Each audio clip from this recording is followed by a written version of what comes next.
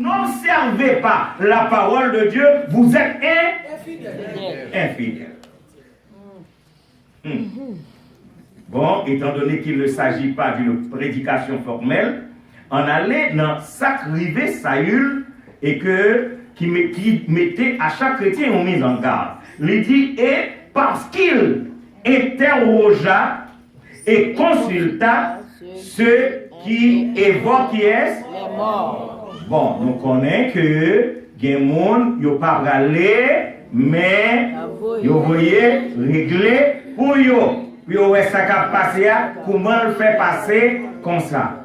Donc à partir de ce moment, c'est du péché. Et le péché a des qui ça conséquences. Mais j'espère que vous suivez moi and you try to understand. Péché de qui ça me dit conséquences. Donc nous sommes le cas d'Adam, nous sommes le cas de Saül. Et à partir de ce moment qu'a dit, ça c'est l'Ancien Testament, cela ne me regarde pas. Eh bien voilà, le cas de l'humanité entière. Et c'est là nous allons lire en Romains 5, le verset 12. Nous allons voir que toute l'humanité est sous la malédiction du péché. Le péché c'est comme un virus. Le youn infecté, il est capable d'infecter l'autre. Et maintenant, je vais retourner ensemble de dire les trois stades du péché, la désobéissance, la révolte, et troisièmement, là, qui s'appelle la rébellion. Et dans le stade de rébellion, c'est que mon arrivé côté que non seulement l'État fait révolte pour contre lui, mais l'inviter l'autre monde à faire rebelle ensemble avec elle. Et voilà que ça vient comme un virus qui a infecté les uns les autres et l'humanité l'a infecté. Voilà que ce que dit Romains 5, le verset 12, c'est pourquoi, comme par un seul homme, est entré dans le monde, et par le péché, la mort, et ainsi la mort s'est étendue sur tous les hommes parce que tous ont péché. Gardez un texte. Le péché est entré dans le monde. Et le péché vient tourner une porte pour le mort. Nous allons connaître, est-ce que nous comprenons? Péché, c'est une porte pour qui ça? Pour moun mourir. Et non seulement on va mourir physiquement, on va mourir spirituellement et on va mourir éternellement. Donc cela veut dire que ou pas capable de jouer avec péché, soit le véniel, ok, ou bien le péché capitaux, et puis à partir de ce moment, ou pas comprendre que le pas conduire ou met à péché mortel. Donc, c'est le cas de l'humanité et la mort, et la mort comme un virus s'est étendu à tous les hommes. Si c'est étendu à tous les hommes, ni ou ni moins nous n'en sommes. Alors, voilà ce que dit Proverbe 11,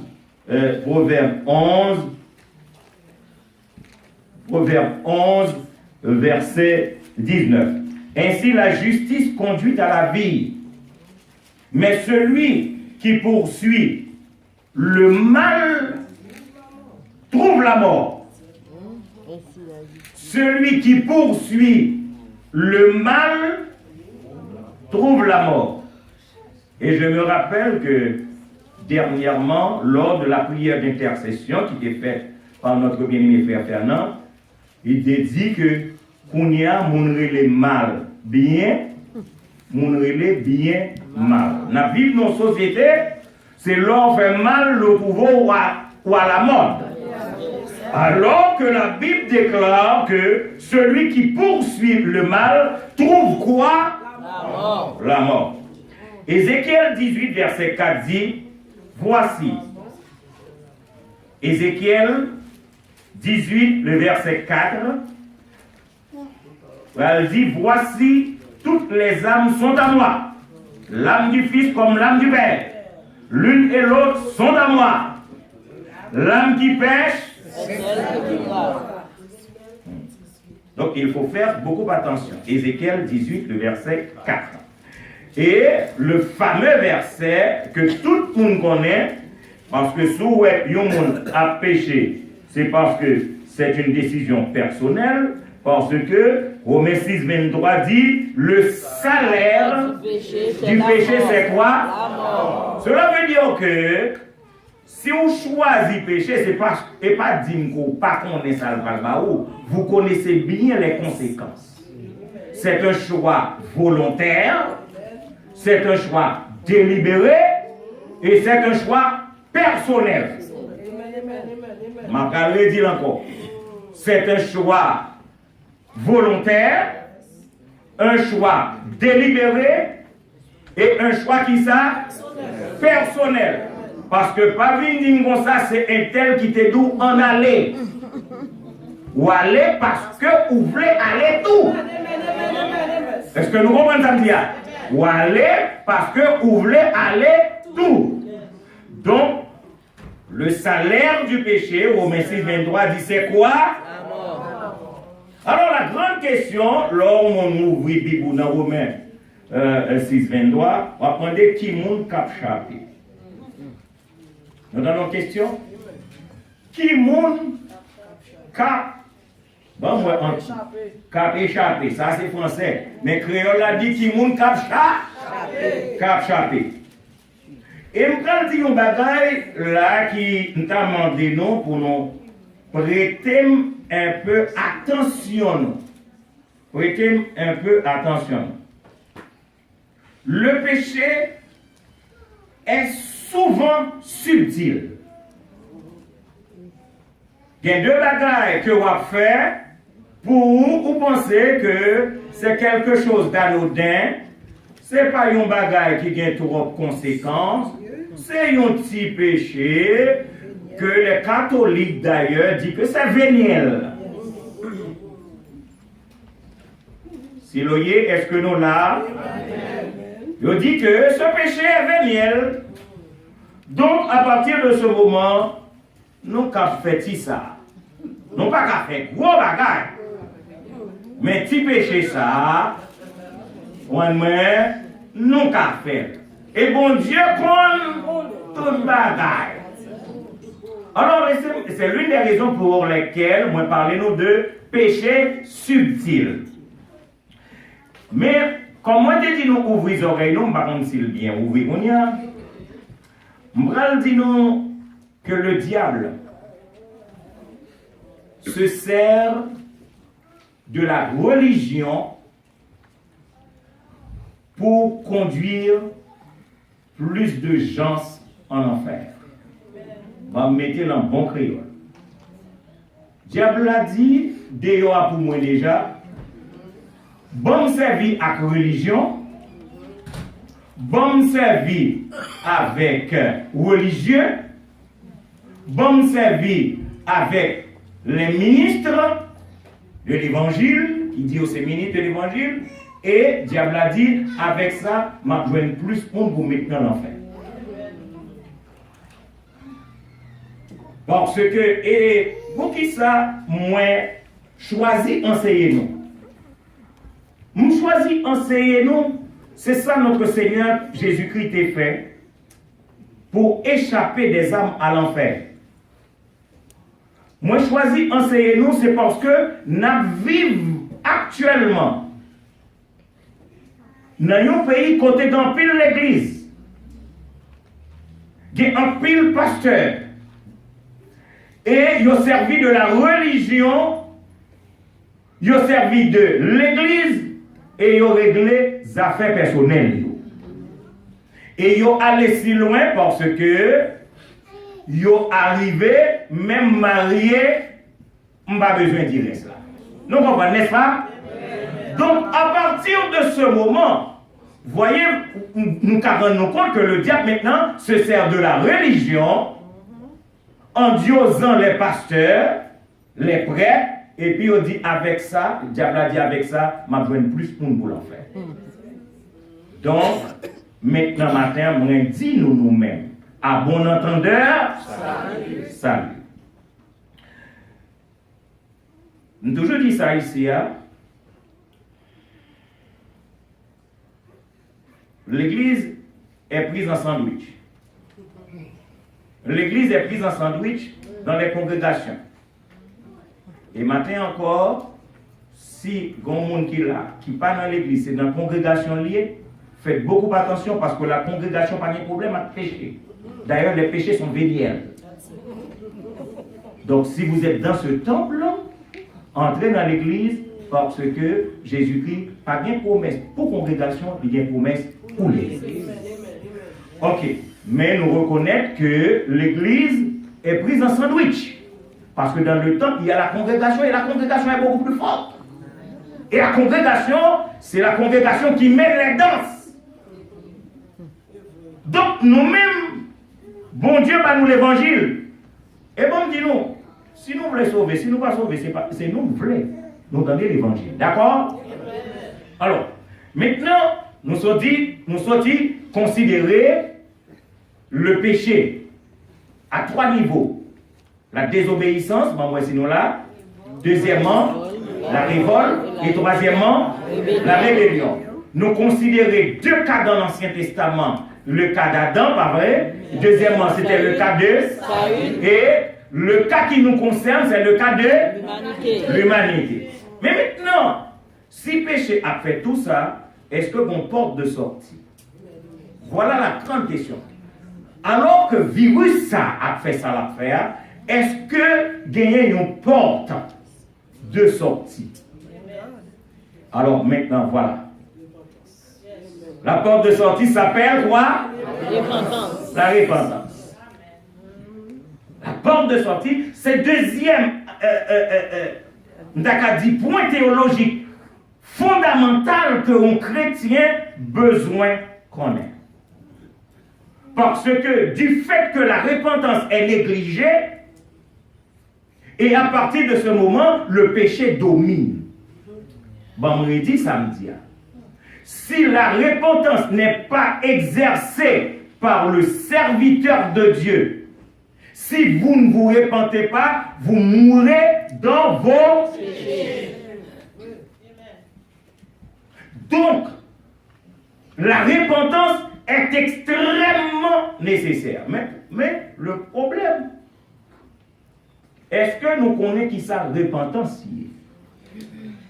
Je vais dire non, parce que nous, ici, nous vivons dans l'Amérique.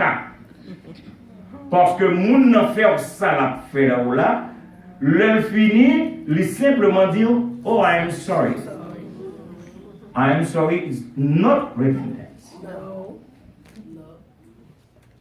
Ce n'est pas par le fait que nous, par comprendre, nous allons arriver devant mon Dieu et dire, oh, I'm sorry. Ça, ce n'est pas la repentance.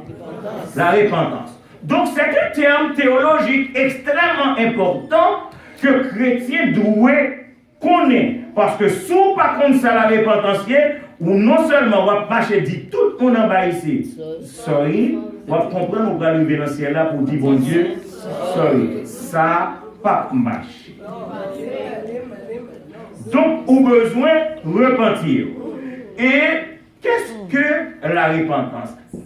Sa repentance-là, c'est premièrement le regret. Est-ce que nous avons le mot regret, ça me fait? Ok, c'est très facile. Mais il y a une deuxième phase, le rejet. Rejeter le tout. Est-ce que ou non seulement regretter, ça c'est la première étape, mais deuxième étape là, il faut rejeter le péché. Donc la repentance, c'est dans 2 niveaux, le regret et le rejet de ses péchés, de ses offenses. Deuxièmement, c'est aussi le désir. Et on va ajouter des désirs là, le désir réel de renoncer. On te dit ça ici, hein? L'homme de Timon, nous entendez, maman t'a relé Satan, je renonce. Nous songez ça en Haïti, pas vrai? Et laisse ça, moi, j'ai toujours pensé que c'est signature Satan. Donc, prénom c'est Satan. Et puis, Nemni, on ne savait les signatures en arrière, c'est Jérénos. Jusqu'à ce que je vienne gagner une maturité pour me comprendre, c'est Satan, je renonce. Le verbe renoncer. Donc maintenant, si vous voulez la repentance, il va falloir renoncer. Renoncer aux attitudes offensantes. Cela veut dire, je connais ça, m'a fait, m'a offensé. Frère, m'a offensé, frère, moi, renoncer. Deuxièmement, je connais ces péchés contre Dieu. Et si nous mettons, nous avons fait la différence entre le péché et l'offense. Parce que souvent, ils utilisent les deux termes interchangeablement, mais il y a une différence entre offense et péché. Et pour aller plus rapidement, faites ça. On offense son prochain, mais vous péchez contre Dieu. Vous comprenez ça là? Vous ne péchez pas contre votre prochain. Non. Ou offensez prochain, mais vous péchez contre Dieu. Vous voyez la différence? Et c'est ça que fait l'apôtre Paul, demandez-nous pour nous renoncer, on est à péché et à offense. Cela veut dire lui faire une pierre de coups. Péché contre Dieu, il faut renoncer, et il faut renoncer à l'offense par rapport à nos prochains. Donc la repentance, c'est le désir réel de renoncer au péché et aux attitudes offensantes. Troisièmement, le désir réel d'être relevé. Regardons, le troisième niveau. Le troisième niveau. Parce que, Fin dit que, ou rejeter, mais est-ce qu'on veut camper? Pas vrai? Parce que songez que le péché te mettait au down. Si le péché te mettait au down, la repentance, vous le mettez au up. Donc, à partir de ce moment, la repentance doit gagner un effet dans la vie.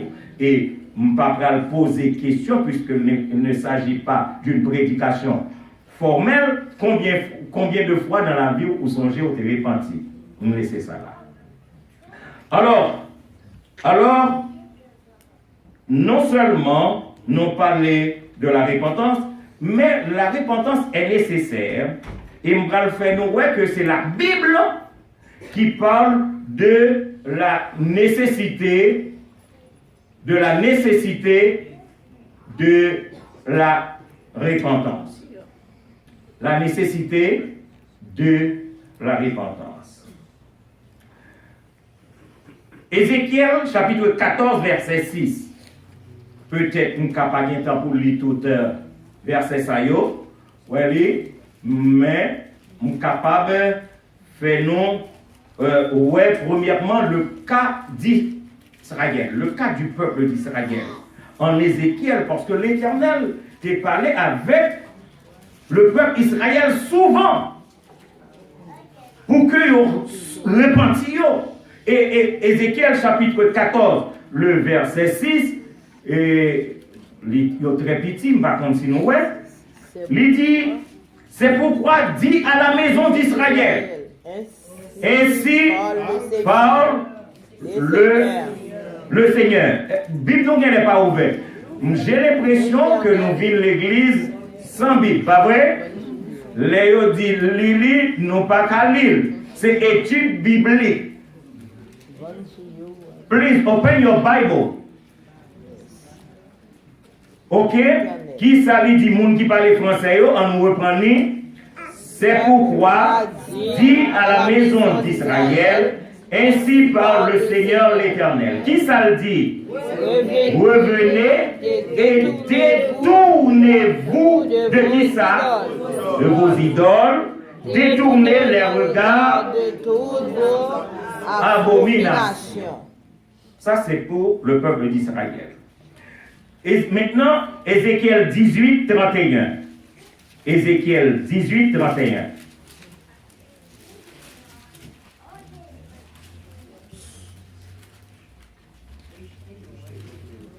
Rejetez loin de vous toutes les transgressions par lesquelles vous avez faites-vous qui ça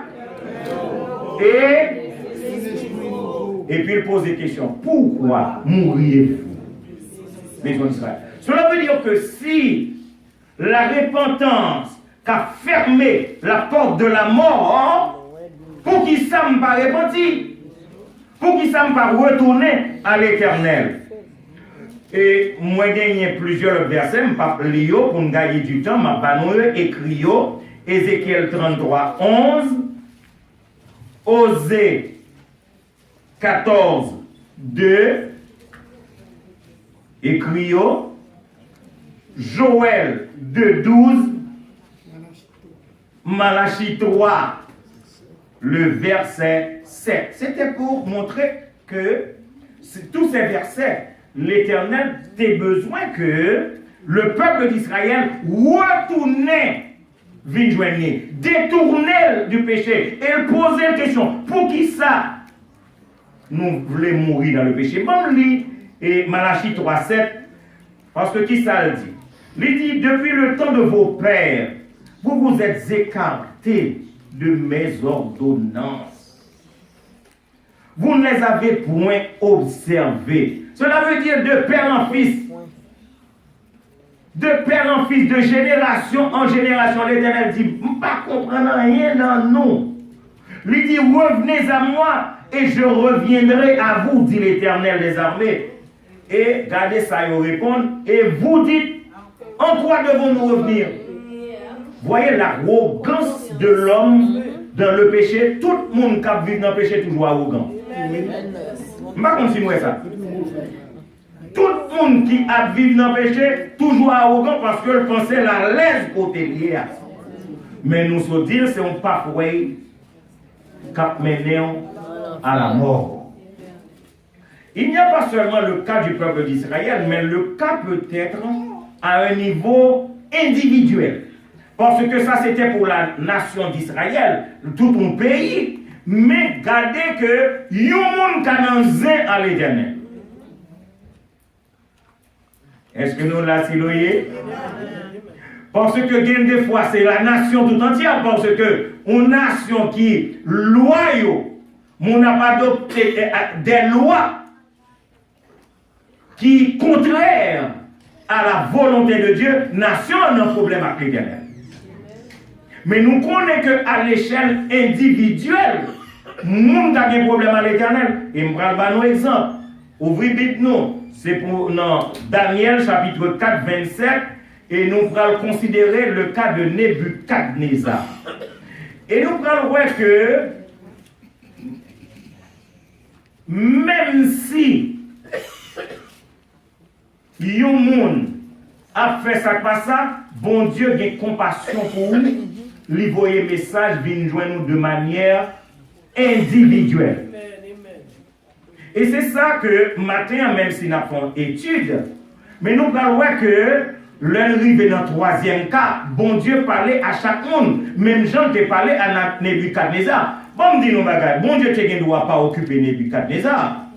Après, mais bon Dieu pas voulu que le pécheur périsse, mais qu'il revienne à la vie.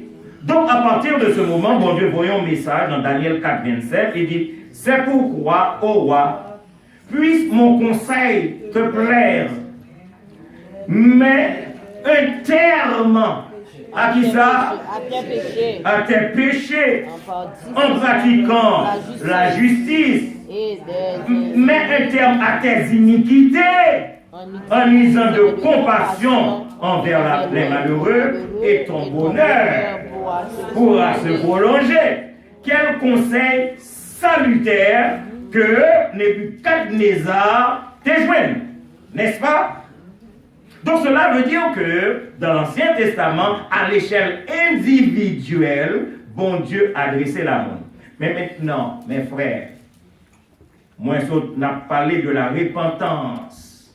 Si la repentance a été adressée au peuple d'Israël, si la repentance était adressée de manière individuelle à Nebuchadnezzar, est-ce que bon Dieu pas adressé à l'humanité tout entière? Et là, nous parlons, on met dans le troisième nom, le cas de l'humanité. La repentance, pas simplement pour le peuple d'Israël, la repentance pour nous-mêmes, je dis à toi. Est-ce que nous croyons ça? La repentance, pas simplement à l'échelle individuelle pour Nebuchadnezzar, la repentance pour chaque monde qui ici a dans le temple à matin. Est-ce que nous croyons ça? Amen. Alors maintenant, acte 17, verset 30. Et c'est là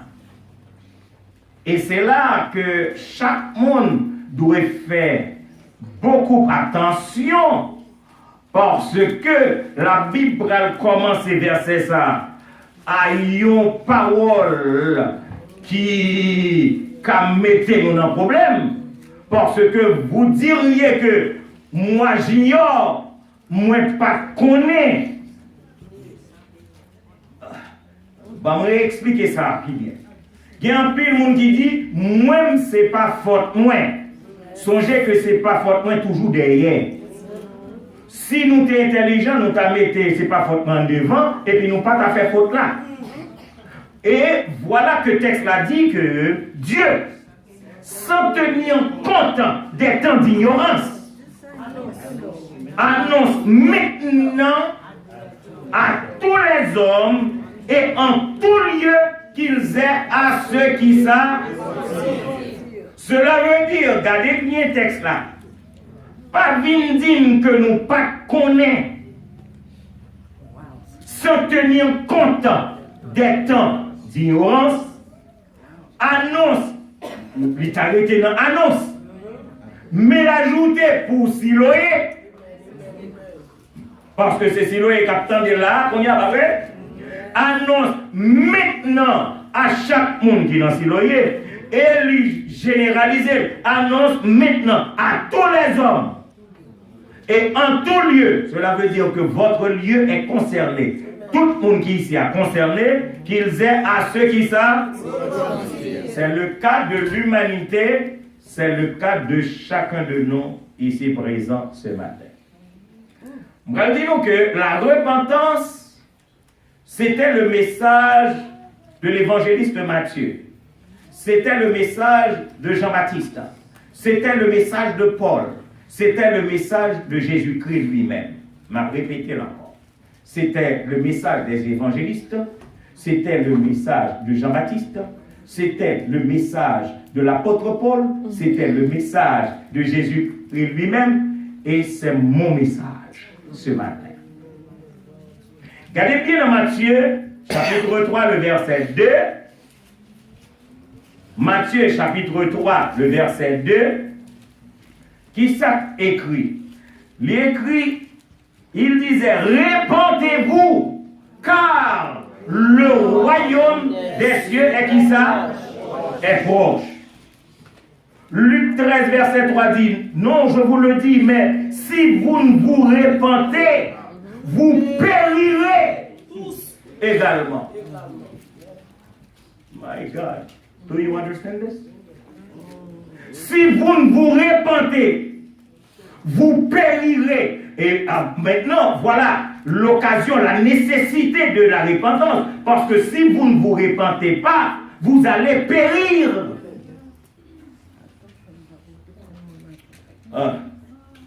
Nous avons besoin de souligner Luc 13, verset 3, parce que là, c'est votre choix. Maintenant, nous reste verset, si nous voyons écrit, on a lu la caille, parce que nous voulons aller beaucoup plus loin.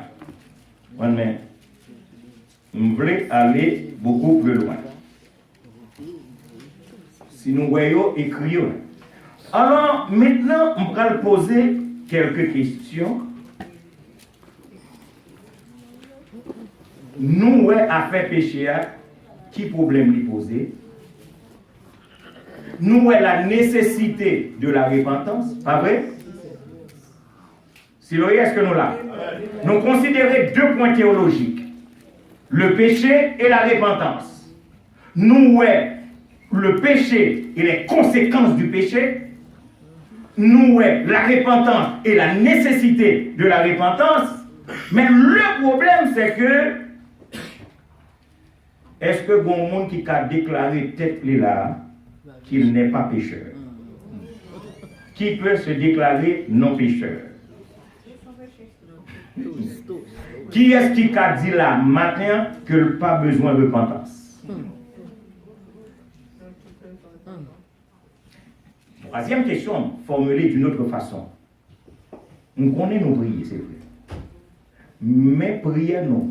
Est-ce que nous faisons l'objet de sincère repentance? Regardez bien, on a dit, est-ce que nous, dans prière, nous, est-ce que nous repentons devant bon Dieu là-dedans? Et bien, ça me dit, sincère repentance. Et c'est ça que fait, on te lit deux textes qui dit heureux l'homme à qui la transgression est remise, à qui le péché est pardonné.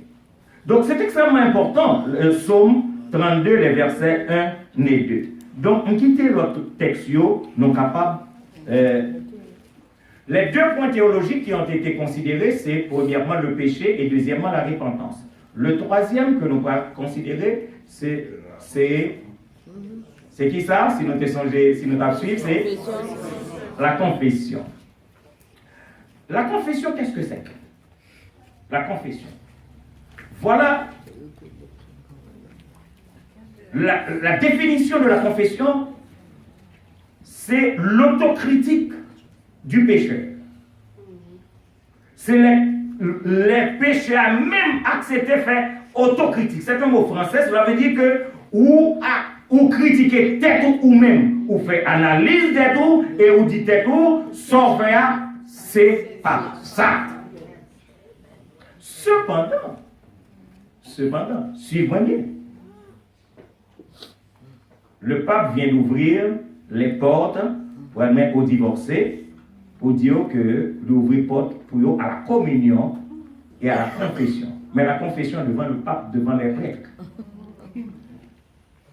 À quoi ça sert un pécheur qui a confessé devant le pécheur? Donc la confession réelle, c'est la confession, c'est l'autocritique. Je critique moi-même, pas devant les hommes, mais devant Dieu. Et c'est ça que fait, l'Éternel te dit, j'ai trouvé en David un homme selon mon cœur. Nous connaissons mais David. David pas dit le péché contre l'homme. David dit, j'ai péché contre toi seul. Et j'ai fait ce qui est mal à tes. Nous pouvons comprendre que, même si nous n'avons pas une prédication formelle ce matin, mais nous parlons que, comment David peut-il dire, j'ai péché contre toi, singulier, et puis l'ajouter seul. Alors que, nous connaissons qui ça, monsieur fait Uri.